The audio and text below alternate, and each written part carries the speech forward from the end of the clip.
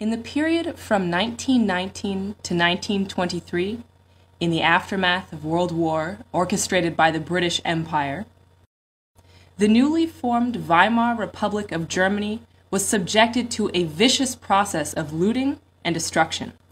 This process had three interconnected stages. The first, begun in 1919, was the enforced takedown of the production and productive capacity of the German nation.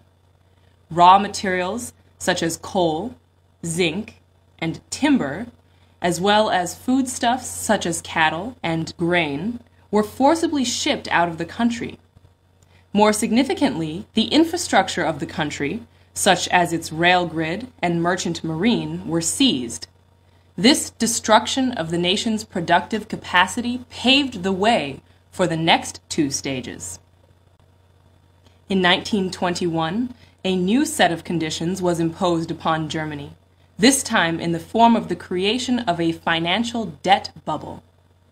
A total punitive debt of 132 billion gold marks was established, and an annual payment of 2 billion gold marks was ordered to be paid to the Allied nations of Britain and France. This created a massive debt bubble, which quickly became unserviceable, especially under the conditions of destroyed productivity experienced by the German nation. The conditionalities, both physical and financial, generated widespread hunger as German exports increased and imports dwindled to near nothing. The combination of these two processes generated the third. In order to maintain its population under these harsh conditions, the German government instituted a policy of money printing. This stimulus package, in fact, had a short-term positive effect.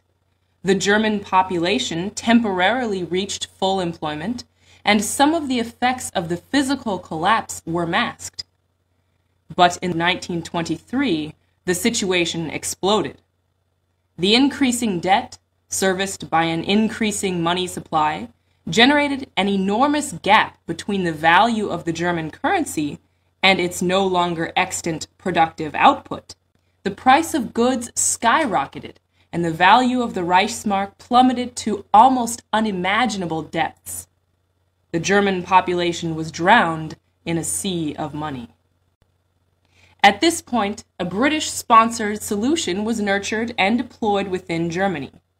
Under the pretext of regaining stability, fascism was unleashed as a project within Germany, sponsored by the same British Empire which had staged World War I, the same British Empire which had imposed the financial and economic conditions which had crippled the once great nation of Germany. Europe was again launched into savage austerity and world war.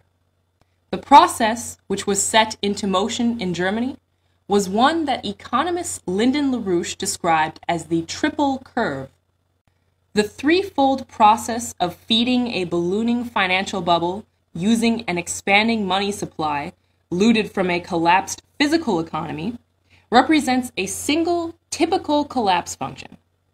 Like the separation of the boundary layer during transonic flight, the act of divorcing the money supply from the physical economy generates a self-feeding shock front.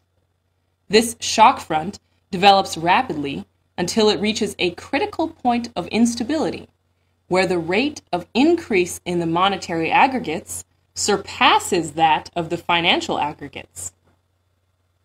At this point, unless the entire system is scrapped, a hyperinflationary blowout is inevitable.